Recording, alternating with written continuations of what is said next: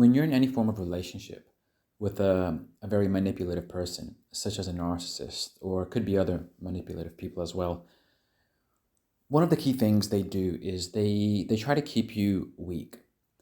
They try to keep you in a state where your confidence isn't very high.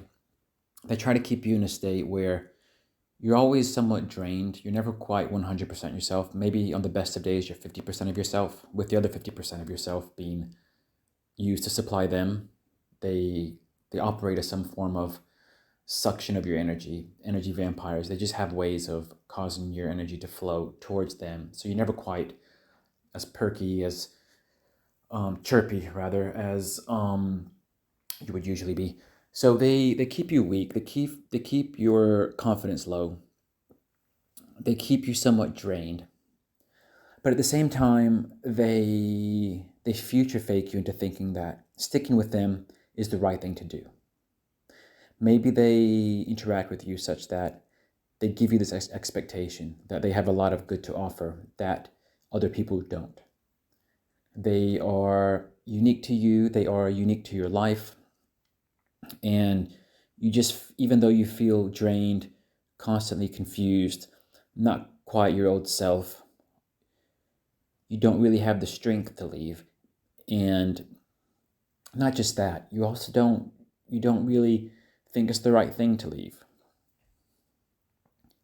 So they keep you in that middle ground for as long as they can, where you thinking that staying with them is the right thing, but at the same time, you're not really feeling it. But somehow you think the hope value of being with them is great. You think that there's a lot to come. And future faking does play, a role in that. Maybe they make you believe that they are a very great, wonderful person. Maybe they make you believe that you will soon tap in and experience all the greatness which they have to offer, which you haven't quite seen yet. But they have ways of making you believe that, just the way they carry themselves. And sometimes they'll go out and make concrete promises of trips, of how they'll help you financially, how they'll help you with any areas of your life you're struggling in, how they just give you the overall impression that all your emotional needs will be met one day with them, even though you strangely never quite feel it happening. But all these things, it's a collage of things you want, a collage of promises they make, whether explicit or not. And that's really what keeps you, that future faking plays a big role of you staying in the relationship, even though you don't really feel like you're at your best self, you're at your best potential. But manipulative people, that's just how they operate, because they understand you well enough. Manipulative personalities, they read people quite well. That's how they can manipulate, because they know which buttons to press to get a certain reaction out of you, whether it's an emotional reaction or getting you to actively do something for them. They just know which buttons to press. They're not 100% right all the time, but they're quite accurate most of the time. At least most highly manipulative people are. It's just the way they developed. They developed in a way where they don't really think good things come to them. They think they have to force it out of people and controlling people in accordance with their agenda. It's just the way that manipulative people operate. So that's exactly what they do. They, by testing you and reading you and data gathering on you in the early days, they usually have a good idea of how to play that push-pull, how to play that stick and carrot to get you to pretty much feel what they want you to feel, which is, A, you're serving them, you're supplying them through your services and your energy. And B, you're not quite feeling good enough to depart, you're not quite feeling confident enough to leave. Something you have to realize is manipulative people have a way of killing your confidence, and you don't even realize that they're doing it. If you had to articulate precisely to somebody what this person is doing to kill your confidence, sometimes it'd be hard to articulate, but you feel it. And that's why these people are so difficult. That's why narcissists are so difficult to deal with, because They fly under the radar. They operate under the radar. They operate under various guises. And every time you interact with them, you feel depleted. But at the same time, you feel a lot of potential, so you can't go.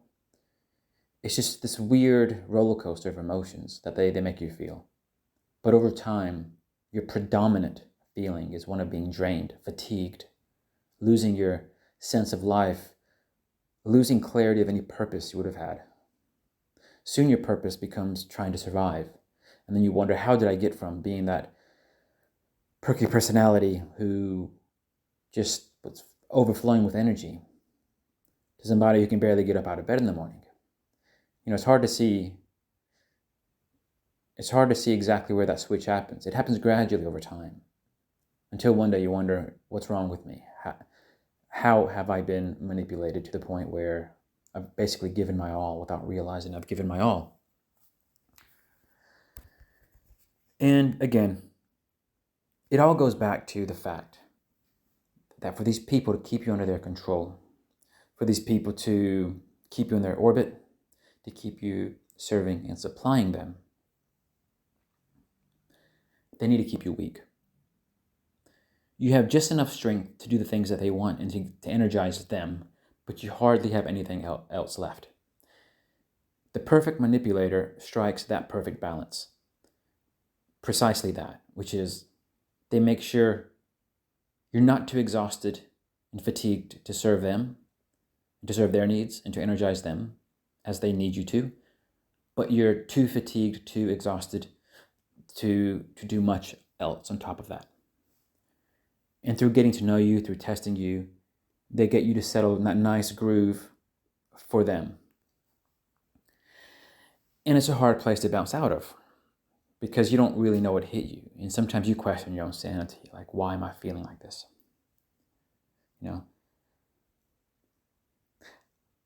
If you have dealt with manipulative people, I hope you can at least resonate with that and basically to just feel that those messages make sense. And if they do, it just shows you the importance of protecting your core energy, which with certain personal boundaries and just understanding this whole concept of dealing with manipulative personalities and this energy exchange that takes place and how that impacts you, you can protect yourself. And importantly, when you're dealing with these people, you can engage some, but don't engage too heavily, because the fact of the matter is, most of us will deal with manipulators on a daily basis. Whether it's at the supermarket, at work, in the family, friends, friendly circles, social events, barmen at bars, clothes shopping. Some people might not be very nice to you. Anywhere where there's an interaction, you can have people who might exert some form of manipulation over you, or just try to drain you. These energy vampire personalities.